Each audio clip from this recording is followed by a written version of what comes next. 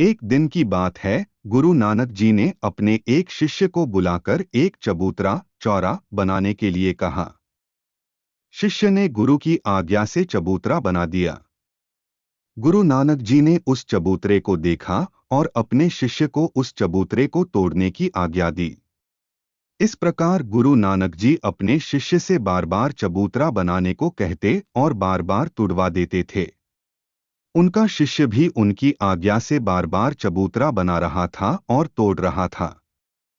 यह देखकर गुरु नानक जी के बेटे को बहुत गुस्सा आया। उनके बेटे ने शिष्य से पूछा, मेरे पिताजी बार बार चबूतरा बनवा रहे हैं और उसे तोड़ने के लिए भी कह रहे हैं। इस बात से क्या आपको गुस्सा नहीं आ रहा? उस पर शिष्य ने कहा, मुझको उस चबूतरे से क्या लेना देना है। मैं तो गुरुदेव जी की आज्ञा का पालन कर रहा हूं तथा उनकी आज्ञा का पालन करना ही मेरी साधना है।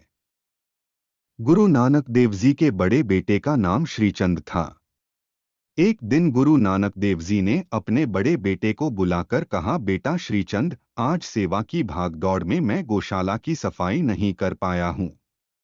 केवल उतनी सेवा तुम कर देना। श्रीचंद कुछ समय पहले ही स्नान कर बाहर निकला था तथा वह स्वच्छ कपड़े पहने हुए था।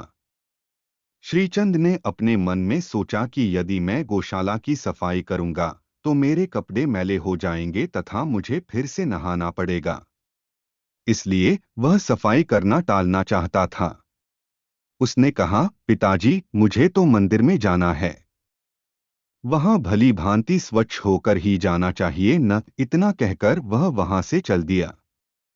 तब गुरु ने अपने लिहाना नाम के शिष्य को बुलाया और गौशाला की सफाई करने के लिए कहा। उनके शिष्य ने भी कुछ समय पूर्व ही स्नान किया था, किंतु गुरुदेव की आज्ञा का पालन करने के लिए वह तुरंत गौशाला साफ करने चल दिया।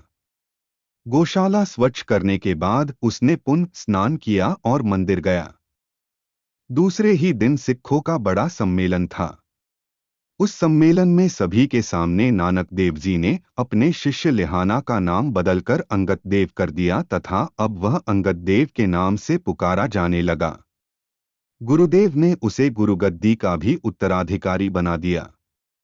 इस पर उनके शिष्य चकित हो गए। शिष्यों ने कहा, गुरु साहेब, आपने बड़े बेटे को उत्तराधिकारी न बनाकर अपने लिहाना शिष्य को उत्तराधिकारी क्यों बनाया? इससे क्या आपकी परंपरा नहीं टूटेगी? तब गुरु नानक देव बोले, क्योंकि श्रीचंद की अपेक्षा लिहाना अर्थात अंगद देव ही उत्तराधिकारी के पद के लिए अधिक योग्य है। केवल दोबारा नहाना पड़ेगा, इसलिए गौशाला स्वच्छ करने में टालमटोल करने वाला समाज को कभी शुद्ध नहीं कर सकता। इसलिए लिहाना अर्थात अंगद देव ही समाज के लिए योग्य है तथा मेरा उत्तराधिकारी बनने का पात्र भी है। यह बताकर गुरु नानक देव जी ने उसे गद्दी पर बिठाया।